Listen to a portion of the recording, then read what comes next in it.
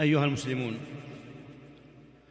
هذا حديث مباشر مستغن عن التقديم وغير محتاج إلى التمهيد، فالأمر كبير والشأن خطير. إنه حديث عن الأسرة واستقرارها وحفظ البيوت وصيانة المجتمع. معاشر الإخوة، الخوض في أحكام الأسرة وشؤون البيت والحديث عن العلاقات الزوجية بغير علم يفسد الأسر ويشعل الفتن ويهز الاستقرار.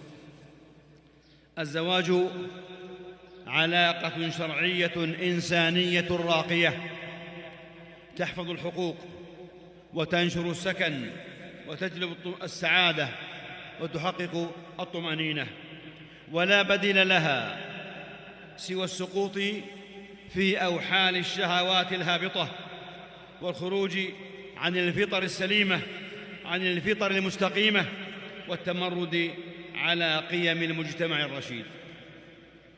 أيها الإخوة، وقد بسط أهل العلم وأهل الحكمة بيان ما يكون به استقرار الأسر وبناء البيوت على السكينة والطمأنينة في كلمات جوامع واستشهادات وإرشادات واستنباطات مستمدة من نصوص الشرع المطهر وتقريرات أهل العلم وحكمة أهل الرأي.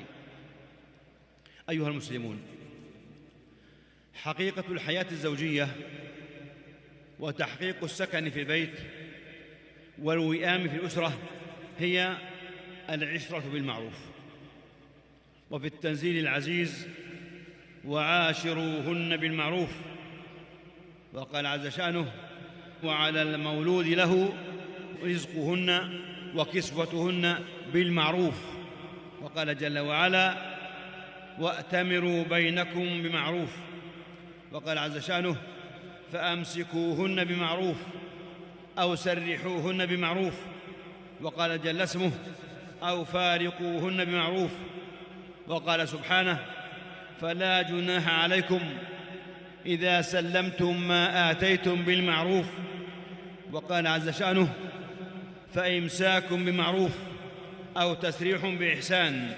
وقال جل وعلا: فلا تعضلوهن أن ينكحن أزواجهن إذا تراضوا بينهم بالمعروف. وقال سبحانه: فإذا بلغن أجلهن فلا جناح عليكم فيما فعلن في أنفسهن بالمعروف. وقال تبارك وتعالى: وعلى الموسع قدره وعلى المقتر قدره متاعا بالمعروف حقا على المحسنين. وقال سبحانه: فإن خرجن فلا جناح عليكم فيما فعلن في أنفسهن من معروف. وقال جل وعلا: ولهن مثل الذي عليهن بالمعروف وللرجال عليهن درجة. وقال سبحانه: وللمطلقات متاع بالمعروف حقا على المتقين.